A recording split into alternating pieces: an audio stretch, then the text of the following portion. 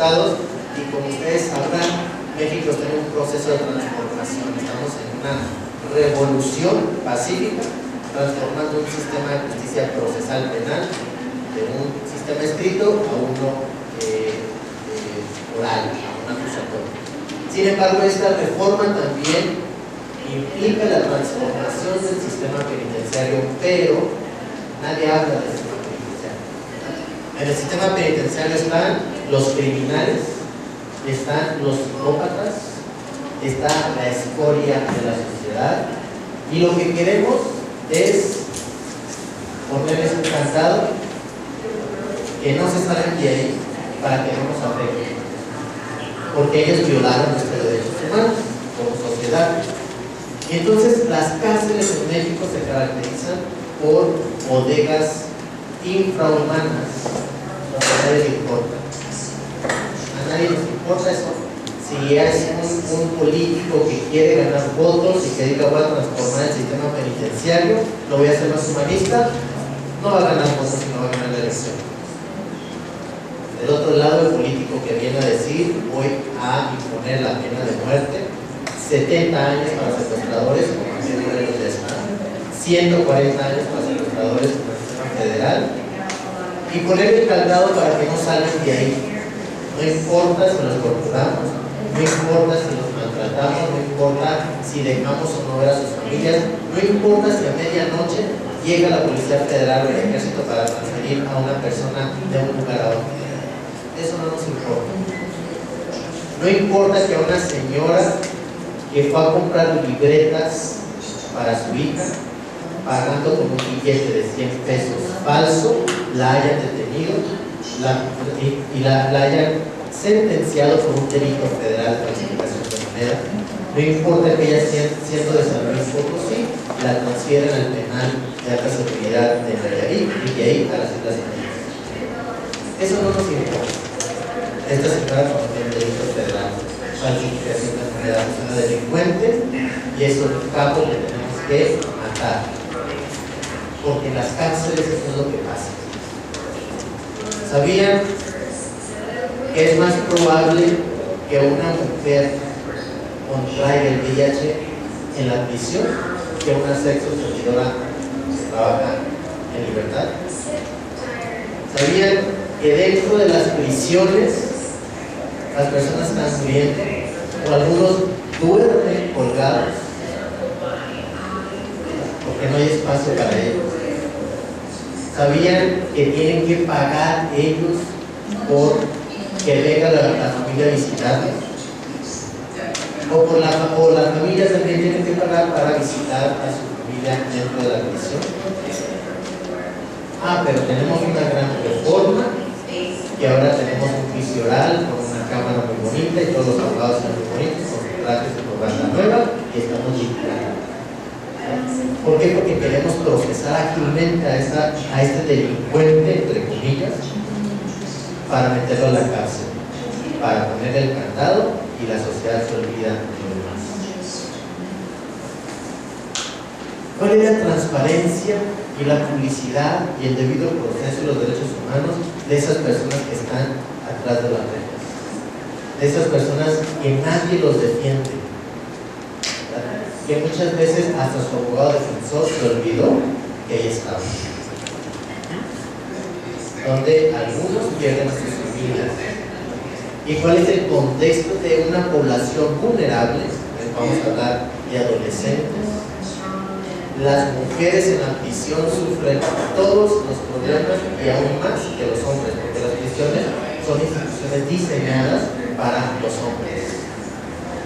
Hay prisiones donde no hay ginecólogo, hay prisiones donde lo único que existe es un médico de medio tiempo para una población de 3,000 personas.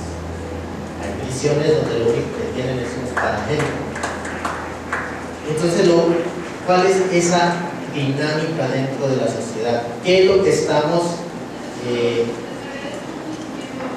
creando dentro de esta dinámica? Donde el artículo 18 constitucional nos dice que el objetivo de la prisión o del sistema penitenciario es la reinserción social. ¿Lo estaremos reinsertando a la sociedad en estas condiciones? donde una celda diseñada para 7 personas duermen 14, donde no hay médico, donde no hay oportunidades de deporte, donde no existe absolutamente nada más que el ocio, donde existe el hacinamiento, el autogobierno. Y todas estas preguntas las planteamos para definir si estamos cumpliendo o no con la reinserción social y con los derechos humanos de las personas que están dentro de la prisión o no tienen derechos humanos. Una vez que ellos han sido condenados, pierden todos sus derechos. Deberían de perder todos sus derechos, ¿o no? ¿Quién de aquí le daría empleo a una persona que conjuró una pena de 5 años? Alce la mano. ¿Quién de ustedes le daría empleo? Dependería del delito. Dependería del delito. ¿Por qué Bueno, dependería del delito? si son 5 años, bueno, sería un delito no grave. Bueno, no sabemos, ¿verdad? Pero dice dependería del delito. Uno de los ejes de reinserción social del sistema penitenciario es el derecho al trabajo, ¿verdad? Pero fíjense cómo somos contradictorios. La Constitución nos dice que para poder reinsertar a una persona a la sociedad, una vez que salga de la prisión, debe de contar con una posibilidad de trabajar. Imagínense ustedes que cualquiera de nosotros por algún accidente chocamos y alguien muere en el accidente. Nos vemos involucrados ya en un proceso penal, homicidio culposo, y podemos estar en la cárcel. No sé cuántos años le vayan a dar, pero podemos pasar ahí años dentro de la prisión. Pongamos que son 2, 3, 5 años dentro de la prisión. ¿Cómo habrá cambiado la sociedad en esos 5 años? ¿Cómo cambiaría Cuernavaca en 5 años? ¿Creen que cambie? Desde las calles, desde las rutas, desde todo. Ahora esta persona sale en libertad y ahora tiene que sobrevivir en libertad. ¿Cómo va a sobrevivir este sujeto en libertad? Llevando un modo honesto de vivir. ¿Qué implica llevar un modo honesto de vivir? Trabajo. ¿Quién le va a dar el empleo? Una persona le va a dar el empleo. Pongamos. ¿Cómo? O sea, En realidad nadie, ¿verdad? Va a ir a una empresa, la empresa le va a decir, tráeme tu currículum, que has hecho en los últimos 5 años, y él va a decir, tengo mi certificado de la cárcel, ¿verdad? Porque la empresa le va a pedir la carta de no antecedentes penales, va a la Procu, paga lo que tiene que pagar, trae su certificado, y al final la cárcel lo reinserta a un mundo donde no tiene oportunidad. En algunos lugares hay otras oportunidades, hay otras empresas organizadas. De hecho, una señora, una activista de derechos humanos que trabaja en los penales de Sinaloa, en Culiacán, a estar la cosa, dice: lo único organizado en México, desgraciadamente, es la delincuencia organizada. Hay un sistema. Entonces, en el sistema penitenciario, esta persona sale y la Constitución dice, bueno, reinsertar a la sociedad, ahora un modo honesto de vivir. Tengo que sobrevivir, ¿verdad? Tengo que comer, tengo que pagar por mi alimentación, por mi vestimenta, donde voy a vivir. Pero al momento de tratar de conseguir un empleo, va a ser bien difícil contactarme con el joven aquí presente que él sí me daría un empleo. Entonces tal vez va a tomar 2 o 3 años para buscar el empleo en su empresa. El 90%, 99% de las oportunidades va a decir no. Pero él tiene que sobrevivir. ¿Cómo va a sobrevivir? ¿Cómo? Pero no regresando lo mismo, porque recuerden que el ejemplo fue un accidente. Era uno de nosotros. Ese fue el ejemplo, uno de nosotros. Tocamos, murió alguien, estuvimos ahí 4 o 5 años y ahora no podemos conseguir un empleo. De hecho, nuestra carrera quedó trunca. Ya no somos licenciados en Derecho, en las carreras que tienen, pero ahora tengo que sobrevivir. Tal vez mi familia no me va a dar oportunidad porque todos tienen muchas cosas que hacer, porque todos tienen sus propios gastos. Entonces ahora yo me veo involucrado en sobrevivir en la vida. Y puede ser que sí, intencionalmente me involucre en una actividad deportiva. Voy a regresar a mis contactos. Mis únicos amigos y las únicas personas que estuvieron cerca de mí durante estos 5 años fueron mis compañeros de celda, fueron con los que comían. Y ahí hay otros contactos, hay otras formas de aprendizaje. Entonces ahora salgo y el sistema me reinsertó. Sí, claramente me reinsertó, pero a un ciclo de violencia. Esos son los grandes temas del sistema penitenciario. Y después queremos que un sistema procesal acusatorio por la Cámara Pública elimine la delincuencia. Y en algunos estados critican y dicen, es que ya tenemos el sistema acusatorio vigente, pero la incidencia delictiva no baja, de hecho la incrementa. Cuando debemos de poner las cosas en claro, el sistema procesal procesa lo que entra, pero hay otra cosa que se llama prevención del delito, hay otra cosa que se llama infraestructura y desarrollo humano, que eso es la función del gobierno en todas sus áreas, y es ahí donde se violan todos los derechos humanos de todos nosotros, ¿verdad? Ya después entra en el proceso penal, se va a la prisión y en la prisión deben tener herramientas para no regresar. Pero una vez que sales, la misma autoridad te tiene que ayudar a reinsertarte en la sociedad. ¿Sí? No sabemos muchas cosas. Entonces, eso es el tema de esta pequeña plática con ustedes. Vamos a hablar primero qué son los derechos humanos. En su término general, desde las Naciones Unidas, cómo nos define los derechos humanos. Y nos los define como los derechos inherentes, utiliza esta palabra, de todos y todas los seres humanos. Todos tenemos estos derechos inherentes sin distinción alguna. Estas son las palabras claves de la definición. Un derecho inherente. ¿Por qué cambia la Constitución de garantías individuales a derechos humanos? Porque no es una garantía individual, es una garantía colectiva, es un derecho colectivo lo que tenemos.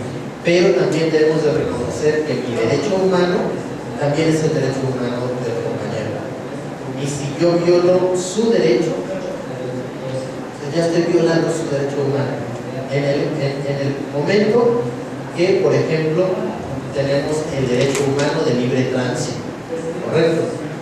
Todos queremos tener nuestro coche y todos tenemos prisa, ¿verdad? Y a veces vamos por la calle y nos volamos un alto o un semáforo, o está el peatón que quiere cruzar y le acelero. Estoy violando el derecho humano de la otra persona, su derecho a la libertad de tránsito. Entonces aquí tenemos que ser responsables, porque siempre queremos también responsabilizar al gobierno por la violación de los derechos humanos, pero tenemos que reconocer que todos y todas tenemos esos derechos, pero tenemos una obligación de respetar el derecho de los demás. Eso es lo que no aprendemos, pero sí siempre nos estamos quejando de que el gobierno es el que viola el derecho. Nosotros como seres humanos somos los que violamos los derechos humanos de los demás, y a veces hasta de uno mismo. Entonces esto es para no olvidarnos, y esta imagen que encontré es lo que nos recuerda más lo que es el derecho, ¿verdad? Estos niños de África sentados en un círculo, todos en igualdad de circunstancias, en una colectividad. Entonces los derechos son inherentes de todo ser humano, sin ninguna distinción de cualquier índole. Nuestra sociedad mexicana es claramente racista y clasista y sexista y homofóbica y de todos los demás términos que podemos utilizar. Y fíjense que hasta lo usamos de chiste, ¿verdad? De chiste usamos las cosas comentarios sexistas en todo momento, en la televisión y en la radio lo escuchamos. Abramos el periódico, en los clasificados para buscar empleo, y ahí hay descripción: señorita de 18 a 23 años de buena presencia. No hay más sexismo que eso. ¿Por qué se viola el derecho humano ahí? Porque ya estamos viendo, bueno, que esté pues, bonita y pues 90, 60, 90 para darle un empleo de recepcionista, ¿verdad? Eso a veces nosotros ya lo tomamos como, es que así debe ser, ¿verdad? Es que debe ser la que da la cara al público, pues debe tener buena presencia. Pero debemos de ver la capacidad de este ser humano para saber si puede o no ejercer esa función. Nos estamos enfocando en otra cosa. Entonces desde ahí estamos violando el derecho humano. Currículums con fotos, por ejemplo, en otros países del primer mundo los eliminan automáticamente, porque eso ya está dando una subjetividad de quién es la persona y qué es lo que pretende. Nosotros en nuestra cultura muchas de estas cosas que otros países ya avanzaron lo damos como, bueno, es que así es, ¿verdad? Es que así es que le vamos a llamar a una persona ignorante, le vamos a utilizar el término de no seas indio. Violamos el derecho humano de estas culturas ancestrales de lo que nosotros somos y nosotros tenemos. Pero, pues bueno, todo el mundo se ríe y es algo importante. Entonces tenemos que tomar conciencia quiénes somos como sociedad. Y yo como individuo soy parte de esa colectividad. Y si yo como individuo soy más y violo el derecho humano del que sigue, al final de cuentas todos vamos a estar en una decadencia social. Entonces aquí nos vamos a enfocar en los derechos humanos de las personas en prisión. Como decimos, ahora vamos a hablar un poco sobre el sistema penitenciario y los problemas del sistema penitenciario y cuáles son los derechos que aplican dentro del sistema penitenciario. Adelante, por favor. ¿Cómo se caracteriza el sistema penitenciario en México? Primero, existe una alta tasa de corrupción. ¿Por qué? Porque a las personas internas les cobran por todo, ¿verdad? Las personas internas en prisión a veces tienen que pagar por su propia protección. Dependiendo quién tenga el control de la prisión, tienen que pagar por su protección. Las familias que van a visitar a las personas internas pues, también tienen que pagar por visitar, tienen que pagar muchas cosas. Y esta corrupción se da dentro de un ámbito cíclico, donde no nada más son los internos que están involucrados, pero es la autoridad que está involucrada.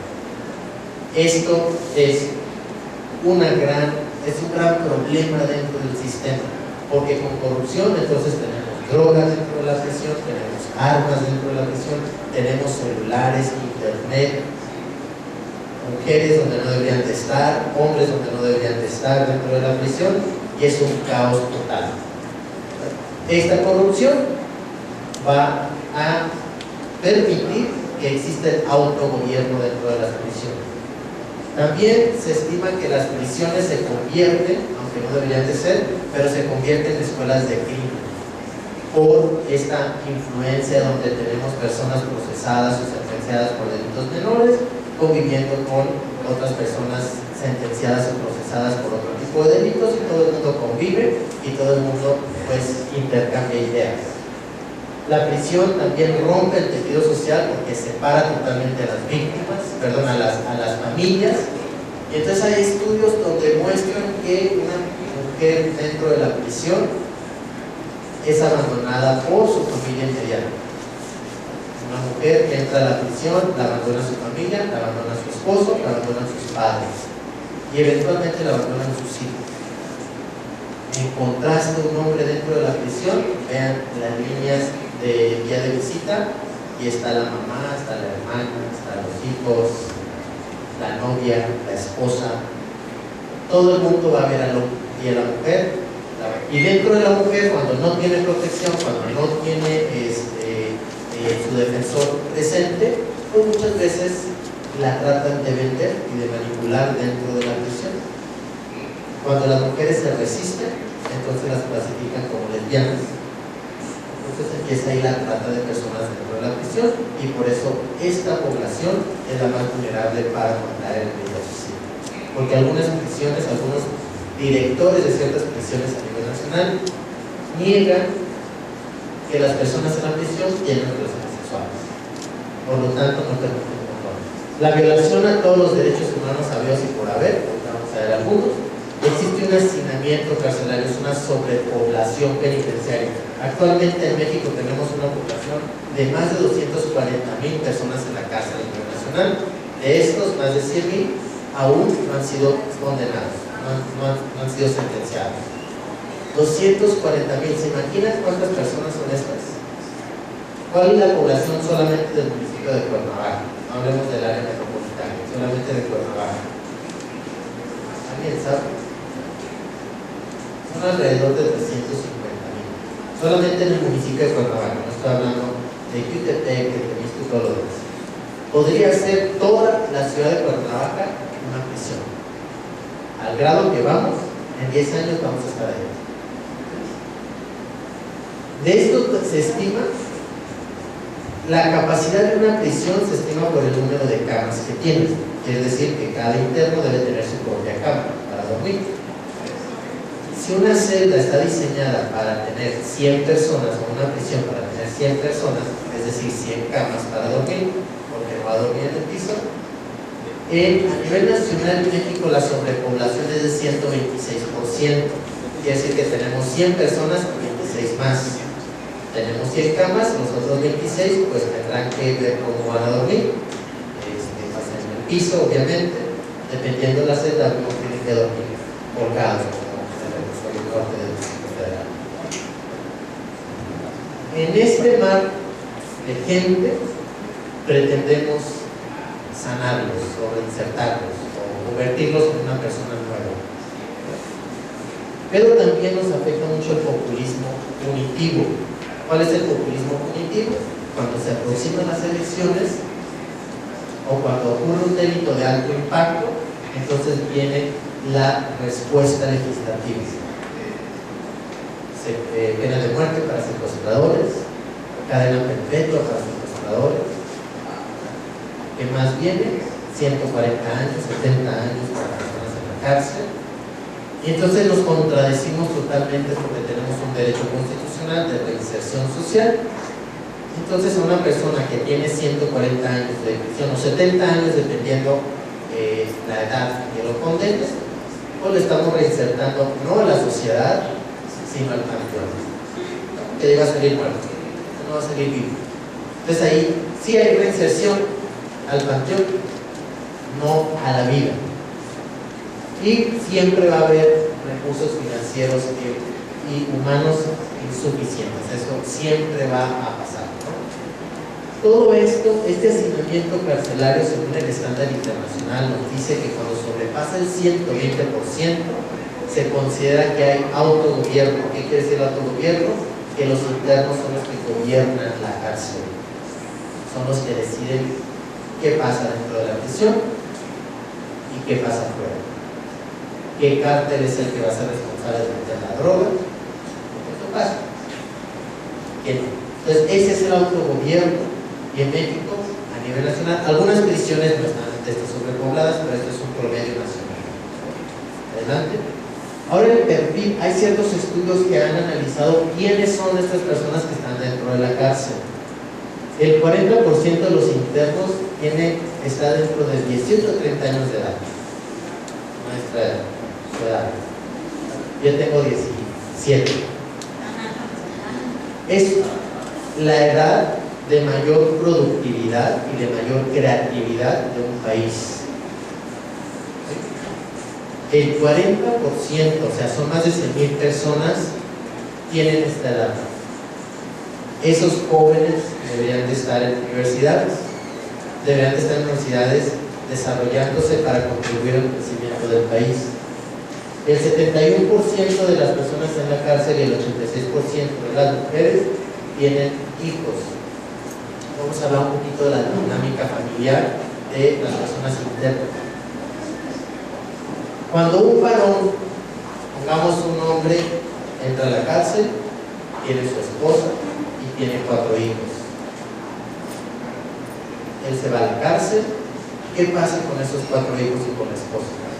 Los mantiene sus posibilidades, en algunos casos sí, en otros no, pero según las investigaciones es de que la madre trata de mantenerlos juntos y tratan de salir adelante de una otra forma. Vamos a ver la gran diferencia con las mujeres. Pongamos en este mismo ejemplo, es una pareja, tienen 4 hijos, pero quien entra a la cárcel es la mujer. ¿Qué pasaría con esos 4 hijos? Vamos a hablar primero, supuesto que ya tienen 5 años, 7, 8, 10, grandecitos. No tienen que estar, tocamos el punto que mencioné. Según estudios donde hablan qué pasa con los hijos de la madre que entra a la cárcel o qué pasa con los hijos del padre que entra a la cárcel, y hay una gran diferencia de uno de otro. El padre que entra a la cárcel, la mamá se queda con los hijos, y como todos pensamos que la sociedad, la madre es la que lleva las riendas de todo, ella los mantiene juntos. Al revés, pasa cuando la mamá es la que entra a la cárcel y el papá se queda fuera con los 4 hijos. La sociedad piensa, o la familia, pobrecito papá, no va a poder crear con estos 4 hijos porque tiene que trabajar todos los santos días, y entonces va la tía, la hermana, que dice: yo te ayudo con el menor, se lo lleva. Y luego viene una abuela del otro lado: yo te ayudo con otro, y se lo lleva. Y al final, los hijos que eran hermanos crecen, se dispersan. Y entonces fíjense la afectación en esos hijos, porque ellos crecen en otra familia que saben que no es la de ellos. Y entonces ahí es más probable que entren en un ciclo de delincuencia y de rebeldía cuando la madre es la que entra a la cárcel, porque los hijos se separan, o la sociedad más bien los separa, ¿verdad? O viene el DIF y dice mal la madre y se los quita. Pero cuando la madre se queda fuera, ella trata de mantener la unidad de la familia. Entonces esa es una gran diferencia entre esto y lo otro. Y al final los hijos se olvidan de ir a visitar a la mamá, o no los llevan, y es una vergüenza para una familia que la mujer sea la delincuente. Y entonces, eventualmente, la sociedad, la familia la abandona y la sociedad la abandona. Esa es una gran diferencia entre los dos, con perspectiva de género que pasa dentro de la prisión. Aparte, que las prisiones están diseñadas para que los hombres estén ahí y no para que las mujeres estén ahí. Entonces hay diseño y hay servicios muy diferentes. ¿Qué pasa cuando la mujer entra a la cárcel y se embaraza? Y nace el hijo. El hijo nace dentro de la prisión y tiene que estar ahí en el periodo de lactancia, y aparte unos 3 o 5 años puede hacer que crece dentro de la prisión para tener ese contacto con la madre. Psicológicamente, en el periodo de gestación y del desarrollo de, si usted le quiere llamar producto o lo que sea, un ser humano en desarrollo, pero lo que está dentro del vientre de la mujer está creciendo. Hay algunos teóricos que consideran que todos los sonidos y los olores impactan en esta nueva vida o algo que está creciendo. Una vez que nace, también percibe, es como una esponja el ser humano. Los primeros 7 años, el ser humano es una esponja donde percibe todos los olores, los sonidos. Imagínense esta persona que estuvo ahí 5 años de su vida. ¿Cuál es ¿Alguien ha entrado a una prisión? ¿Sí? ¿Como interno? ¿Como interno? De visita. Ok, de visita hasta la chica. Imaginémoslo. ¿A qué huele una prisión? Para un ser humano, un adulto. Ahora un bebé de 3 meses, donde también tiene que estar en condiciones de higiene, ¿verdad? La prisión, pues no va a haber tanta agua, no vas a poder limpiar cada rato, porque también muchos productos no los puedes tener porque no los olores a diferentes tipos de comidas, a piel, a sudor, a gas humano, ¿verdad? Y todo lo demás. Ahora, este ser humano en sus primeros 5 años de desarrollo es lo que percibe: los llantos, los gritos, porque hay gente que lo va a perder. Cualquiera de nosotros que nos encierre un día sin internet y sin celular, se me hace que vamos a estar brincando en las paredes, ¿verdad? Estas personas están ahí por años. Y entonces, obviamente, cuando le haces un estudio de personalidad a un ser humano que estuvo en la prisión, pues va a salir todo mal, ¿verdad? Pero queremos que salga bien, que esté sano para poderle brindar un beneficio previbracional y que salga. Entonces, todo esto es cómo percibimos todas estas cuestiones. Vemos también que hay un alto consumo de alcohol dentro de las familias y los internos manifiestan que sí tienen que pagar por ciertas condiciones sociales o ciertas cosas que necesitan dentro de la prisión. También un 4% o 25% dice que tiene algún familiar dentro de la prisión o lo ha tenido dentro de la prisión. Hay veces que el adolescente está en un lugar, la mamá está en otro lugar y el papá en otro y los hermanos en otro. Familias así. Entonces, es una cuestión muy compleja.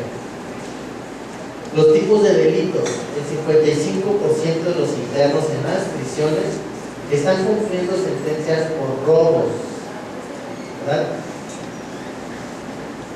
Y estos son robos simples, no son los robos de alto impacto. El 65% son de nuevos ingresos por robo. Y nos dice que la mitad de las personas que están dentro de la prisión por estos robos son por menos de 5,000 pesos. Son robos simples: el gansito, el robo del Oxxo. Estos robos son de bajo impacto. Nuestro sistema carcelario se enfoca en las personas pobres y marginadas. Hagamos un experimento social. Pongamos a un adolescente o a una persona, dos jóvenes de 22 años de ciertas características físicas. Uno con color de piel blanca, medio rubiecito, y otro con color de piel oscura, con rasgos más.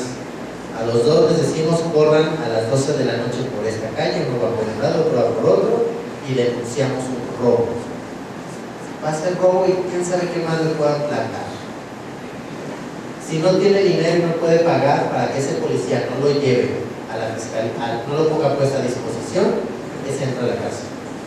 Desafortunadamente, nuestro sistema es la realidad de nuestro sistema. ¿Están cambiando las cosas con el sistema acusatorio? En teoría sí deben de cambiar. Vamos a ver si en la práctica de veras tenemos la fuerza como sociedad para cambiar esas cosas, porque son percepciones donde discriminamos por la apariencia social. En este caso ambos son inocentes porque era nuestro experimento social, pero eso lo podemos hacer de nuestra área. Entonces aquí tenemos, esta persona estaría aquí, y nos dice que en muchos casos las mujeres son detenidas por delitos patrimoniales en las que colaboran con su pareja. Otra vez, el machismo en nuestra sociedad es: el hombre controla a la mujer y la convence de cometer un delito. Los hombres que están en la prisión muchas veces convencen a la mamá, a la hermana, a la esposa, a la abuelita, a la tía, que le meta droga. Ese tipo de delito se llama, a ese tipo de mujeres vulgarmente se les conoce como mulas, porque transportan la droga dentro de la casa. Y esta es otra cuestión muy compleja, porque desde adentro ejercen la presión hacia afuera y la mujer cede a esta presión social en la que está involucrada por el amor, ¿verdad? Entonces el esposo le va a decir: es que ya es de andar con otro, el compadre siempre te veía, y la mujer le tiene que comprobar que es fiel, entonces tráeme droga. O el hijo a la mamá: es que ya no me quiere, soy el hijo más malo, y la madre se parte el corazón por decirle: yo hasta la muerte, hasta la vida doy por ti. Ah, bueno, entonces necesito estas 3 pastillitas. Y ahí va la mamá con las 3 pastillitas. Eso pasa. El 23% de los internos reportan en esta encuesta del CIDE que compran sus artículos como ropa, cobijas y zapatos dentro de la prisión. Recordemos que en la prisión debería de brindar todo el ropaje de la cama. Eso es un derecho, las reglas mínimas para el tratamiento de las personas privadas de la libertad, y nos dice que es ropa limpia, que debe estar en constante aseo. Y nos dice, pero cuando la prisión por cuestiones de presupuesto no lo puede hacer, entonces permitirá que la familia lo traiga, pero sin cobrar. Algunos tienen que comprar su ropa, sus zapatos, sus cobijas, otros la familia lo tiene que hacer, ¿verdad? El 70% de los internos dice que la calidad de los alimentos son mala o insuficiente. ¿Han visto las filas de familias de visitas? ¿Qué pasa? ¿Las familias que llevan? Comida, todo. Cuando llega al filtro de seguridad de revisión, se ponen sus guantecitos o bolsas a revisar para que ahí no venga un arma, no vengan drogas, no vengan cosas. Nos dice un experto de seguridad de prisión de Estados Unidos: siempre y cuando la prisión permita que de afuera metan cosas, a veces comida, medicamento o ropa,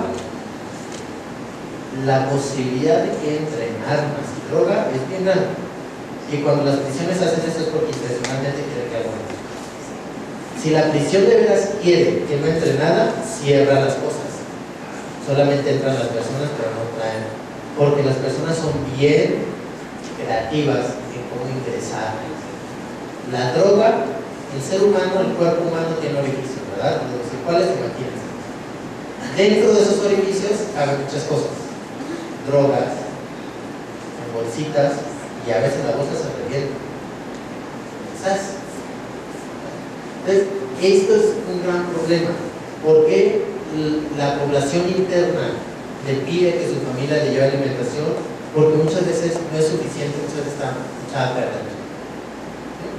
Su derecho humano a una buena alimentación ya no la tiene. El juez, al momento de dictar sentencia condenatoria, no le dice: te voy a limitar tu derecho a la alimentación. Ahora, si el Estado te limita, te quita la libertad y entonces aquí tenemos que respetar los otros derechos. El 65% de los internos reportan que no reciben atención médica. Hay cobros indebidos, ya hemos hablado sobre esto, y el 99% en el Distrito Federal reportan que se sienten inseguros dentro de sus celdas. Entonces, por esa inseguridad, ellos tienen que pagar para que alguien los proteja. Entonces, esto es todo un business, es un gran negocio la prisión. Y a veces ahorita se está hablando de la prisión privada, privatizar la prisión. En esto, esta crisis penitenciaria de la que estamos hablando, la crea también nuestro marco jurídico en el sistema tradicional. En el sistema tradicional, todo entra. No existen salidas alternas, no existen formas diversas para resolver un conflicto. Entonces, delitos graves, todo entra. Libertad, la persona que no puede pagar su fianza, entra. Y ahí se queda y convive con todo lo demás y vive como pueda vivir. Durante el proceso penal también no existen las salidas alternas, no existen diferentes formas para que las personas puedan enfrentar procesos en libertad. Entonces todo entra, todo se queda, y al final no tenemos una gran variedad de sentencias alternativas a la prisión. O los beneficios preliberacionales, si no pagas la cuota que te piden para los exámenes de personalidad, te vas a quedar ahí hasta que concluya la sentencia. Entonces, esto crea un hacinamiento. No tenemos una puerta. Imagínense un río, ¿verdad? Una presa donde nada más entra todo. No hay una forma de cómo liberar en ciertos momentos el agua, y entonces eventualmente, ¿qué pasa? Cuando empieza a llover, hay más lluvia, se revienta, explota. Entonces a veces en las mismas prisiones tenemos motines, incendios, muertes, y esta es una crisis penitenciaria que todavía no la podemos resolver y va a explotar. Aquí tenemos, nos dicen los penitenciaristas que está muy bien las reformas procesales penales, las reformas del Código Penal, pero existe siempre un divorcio entre los reformistas penalistas y los procesalistas con los penitenciaristas. Usualmente el penitenciarista se le dice: tú te encargas de mantener la puerta cerrada, tú no hables, no digas nada, yo me encargo de modificar y de mover el Código Penal, de mover el Código Procesal Penal. Y el penitenciarista dice: cualquier modificación que hagas a esos dos ordenamientos jurídicos tiene impacto en la cárcel, porque ahí es cuántas entran o cuántos salen. Aumentar la pena, 70 años para secuestradores, es Morelos, ¿qué impacto tiene en el sistema penitenciario ya saturado? Aumentar la pena en adolescentes en Morelos, que hicieron, la sanción máxima era 5 años, ahora son 7. ¿Qué pasa? Que las personas van a estar más tiempo ahí, va a haber más personas que entran, menos salen, están más tiempo dentro de la prisión y posibilidad de todo el hacinamiento y todos los problemas se siguen aumentando. Entonces nos dice que el proceso de reforma se caracteriza en este divorcio entre el sistema de justicia penal y el penitenciario, porque no lo involucra como un ente importante dentro del proceso, porque eventualmente a quien se procesa y se sentencia va al sistema penitenciario.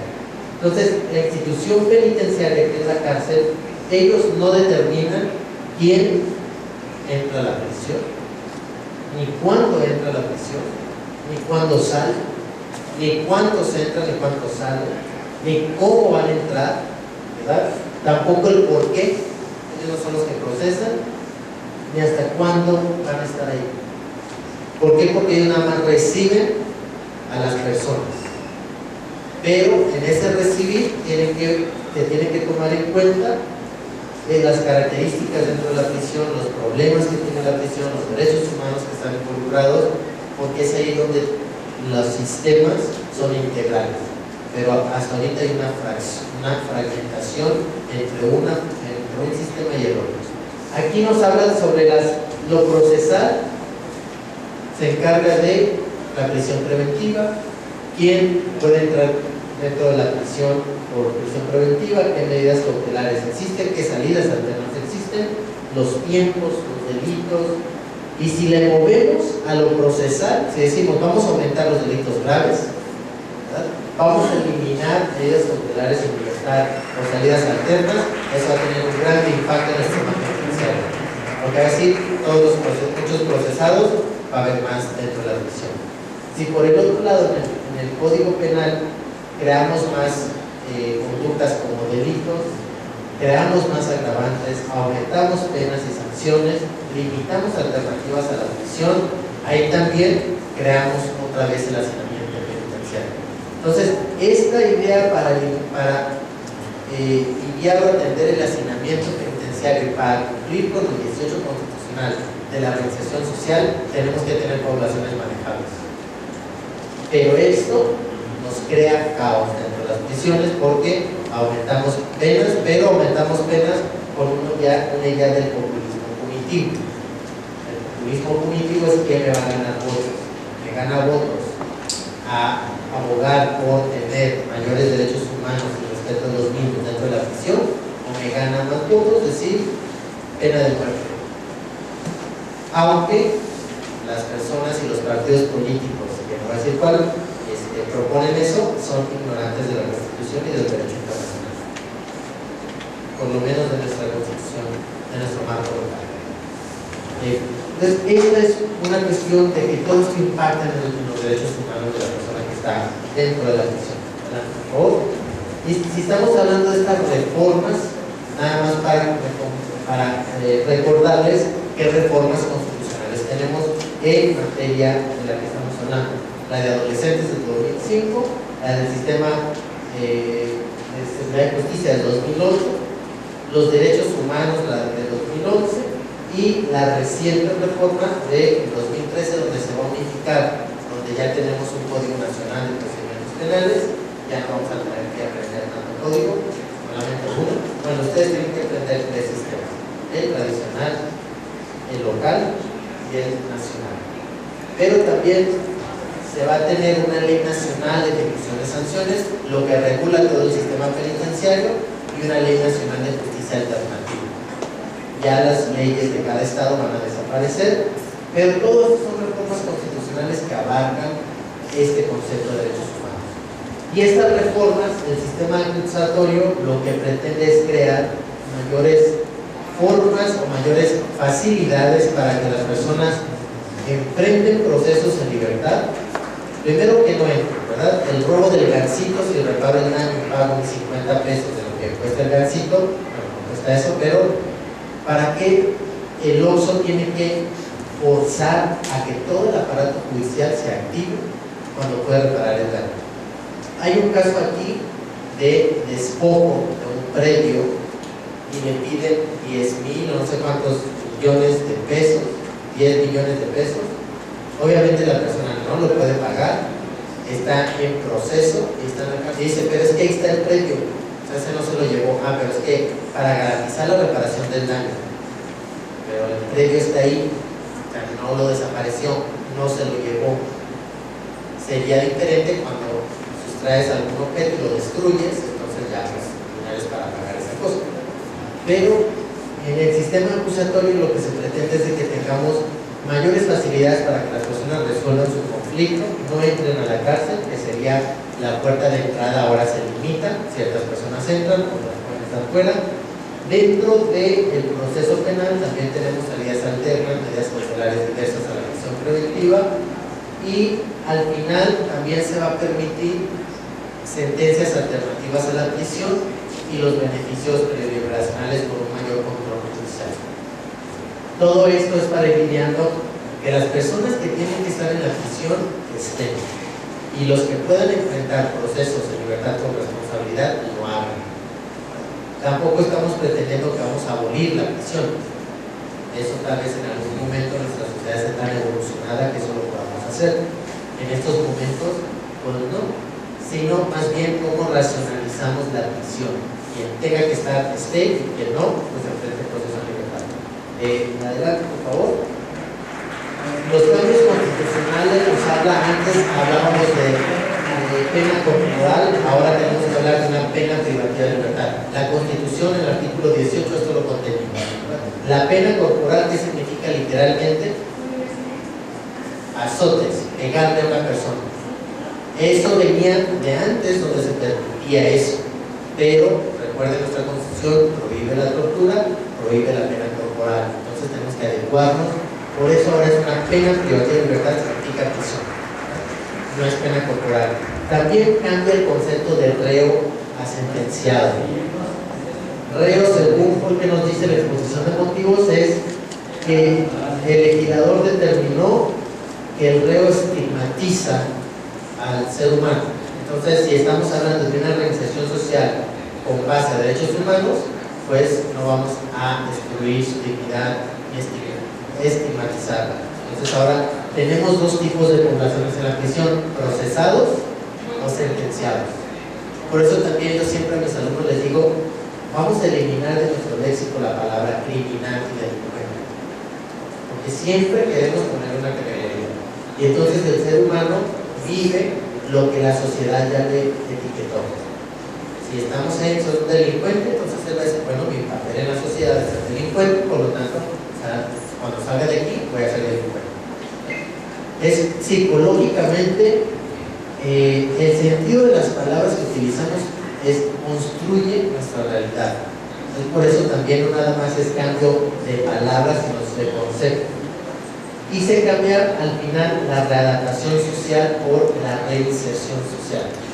Son dos modelos diferentes que hasta ahorita, desgraciadamente, ningún estado ha instaurado un verdadero modelo de reinserción social. Seguimos con los de readaptación. El de readaptación social, ahorita les vemos cómo son los diferentes modelos. Tenemos como estos diferentes tipos de perspectivas para organizar el sistema penitenciario.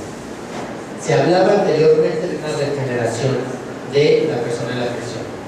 Una regeneración significa que la persona la veíamos como amoral, degenerada. Por lo tanto, dentro de la prisión vamos a dar conceptos, no sé de qué tipo de conceptos, para volverlo generado, volverlo bueno, ¿verdad? Después nos dicen es que eso no lo podemos hacer, por ahí con cuestiones de moralidad. Después entra este concepto de rehabilitación. A las personas que cometen el delito los vemos como enfermos, como anormales, como objetos, alguien que decidió separarse de la sociedad. Por lo tanto, si está enfermo, pues entonces le doy terapias para curarlo. Una persona que comete el delito, tal vez, no sabemos si está enfermo o no. Aquí es donde nacen los estudios de personalidad. Entonces tenemos que estudiar su personalidad para poder intervenir. Después cambia a esta concepción de readaptación social. Otra vez lo vemos como una persona que no está adaptada a la sociedad, un enfermo, y otra vez necesitamos el estudio de personalidad. Los estudios de personalidad, no sé si aquí alguien estudia o sabe algo de psicología. ¿Alguien sabe? ¿Cuáles son los estudios? ¿Alguien aquí ha trabajado o hace sus prácticas en derecho penal? ¿No? ¿Sabe lo que es un estudio de personalidad? Sí. Un estudio de personalidad. ¿Cuáles son los estudios de personalidad más comunes que existen en el entorno? Los psicométricos. ¿Han escuchado de la figura humana? Les dan una hojita en blanco y dice una figura humana. Ahora yo como psicólogo la voy a interpretar. Ese es un estudio proyectivo de personalidad. Este tipo de estudios se aplica en los estudios de las personas internas, y este estudio de proyectivo de personalidades voy a interpretar cómo dibujas el monito, si está centrado, si no está centrado, si está a la izquierda, si está a la derecha, si está en el primer plano, hacia abajo, si la línea es continua, si está muy marcada, si los dedos son puntiagudos, si es muy detallado. Todo se va a interpretar como positivo o negativo. ¿Cómo consideran ustedes que lo interpretaría el psicólogo? Depende del dibujo. ¿Okay? Entonces, ¿cómo? Si está muy bonito, así este es un buen dibujante. Tienen parámetros. Tienen parámetros. Y todos estos parámetros son negativos. Desgraciadamente todos son negativos. Y vamos a decir que un ser humano es totalmente negativo. Aunque tenga 10 años en la prisión y aunque haya matado a 10 personas, ¿todo lo que él es negativo? No, ¿verdad? Tenemos que rescatar las cuestiones positivas de este ser humano. Pero desgraciadamente los estudios de personalidad se realizan para que, en el sistema tradicional, ¿para qué se realizaba el estudio de personalidad? ¿Criticaste en el sistema tradicional? Para sancionarlos, para decirle eres malo, eres un maldito, eres un delincuente, eres un homicida y un violador y todo esto, por lo tanto aumento la pena. Exacto. Y dentro de la prisión, cuando se realiza el estudio de personalidad, ¿con qué fin se hace? Para limitarlo, para decir, ¿quieres salir? No, porque eres un maldito, porque eres un delincuente, un criminal, te quedas. Y entonces imagínense, el ser humano va a aprender ya una autoridad, ya un experto me dijo que yo soy un delincuente. Eso refleja mi estudio de personalidad porque mi dibujito lo hice de esa manera. Ahora entonces psicológicamente interiorizo mi papel dentro de la sociedad, ese papel de delincuente, ¿verdad? Bien.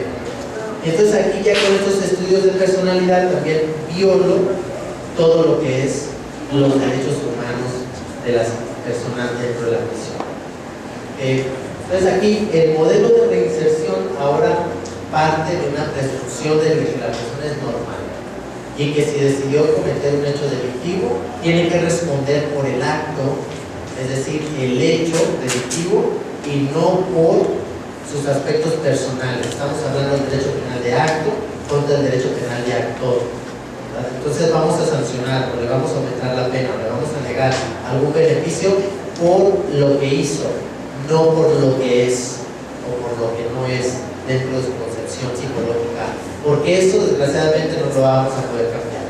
Y un estudio de personalidad siempre va a salir negativo, porque el ser humano pues ya estuvo en condiciones negativas dentro de la prisión, con los olores, con los sonidos, con El 18 constitucional nos habla que tenemos derecho a todo esto dentro de la prisión. Ahora, ¿cómo lo vamos a ejercer? Adelante. Esto ya hablamos, derecho penal de acto contra más adelante. Ahora, el mecanismo para la protección en el derecho, los derechos humanos, tenemos el trato digno, servicios de administración, de salud, acceso al agua potable, derecho de visitas regulares, programas de empleo, capacitación. Todos estos derechos y más los tenemos dentro de la prisión de una persona sentenciada o procesada. Pero ¿cómo se ejerce este derecho? Pues existe un juez de ejecución, adelante, ejecución de sanciones, y es una autoridad que va a estar vigilando que los derechos humanos del ser humano dentro de la prisión se cumplan. Entonces este juez controla que la pena se cumpla, controla que estos derechos humanos de las personas se estén cumpliendo, y técnicamente el juez de ejecución debería de hacer visitas regulares a los centros penitenciarios para ver cómo están, hasta probar la comida. Porque imagínense que el juez está en su salita muy bonita, la cámara no se olvide, y entonces viene el interno a decir: su señoría, quiero denunciar una violación de los derechos humanos porque estoy durmiendo en una celda con 14 y está destinada para 6. El juez no va a ver, regresa el interno y le dice el líder de la prisión o quien sea: ya fuiste de soplón. Estas son complejidades, ¿verdad? Ahorita, en el sistema tradicional, quien hacía todas estas funciones era el director del penal. Sancionaba dentro de la prisión, decidía el beneficio preliberacional, aplicaba las pruebas, y ahora no, ahora un juez. Ellos se encargan de brindar el servicio dentro de la prisión, de realizar todas las pruebas, y esa información llega a un juez para que el juez independiente lo analice y decida sobre esos beneficios o esos castigos. Pero también debe de vigilar las condiciones del ser humano dentro de la prisión. Hay un caso en Costa Rica donde unos adolescentes se quejaron con el juez de ejecución porque estaban en una prisión con condiciones infrahumanas y de hacinamiento. Y ellos se quejan y la juez de ejecución en este caso decide: efectivamente hay violación a sus derechos humanos, por lo tanto ordeno al ejecutivo a que resuelva la situación y edifique una planta adicional o otra prisión para que los adolescentes puedan dormir y vivir una vida digna dentro de la prisión. Porque el juez, al momento de sentenciar, te limita tu libertad, te limita tu derecho al voto, te limita otros derechos, pero no te quita la libertad o tu derecho a la dignidad humana, a comer bien, a dormir bien, a poder aprender ciertas cosas, ¿verdad? Al derecho a la salud, derecho a tener contacto con tu familia. Esos derechos no se limitan. Y es ahí donde siempre se viola desde el primer día. Desde que el policía te pone las manos encima, ya hay una serie de violaciones que es una espiral. Y al final, como estas personas no votan, ¿verdad? Entonces, ¿a quién le va a importar ir a cabildear con estos 250,000 personas para obtener su voto? Eso es que es la basura de la sociedad. Entonces, finalmente, las personas que están dentro de las prisiones tienen derechos humanos y todos debemos de estar vigilando porque se cumplan, porque cualquiera de nosotros en algún momento podemos estar ahí adentro. Muy bien, gracias por su atención.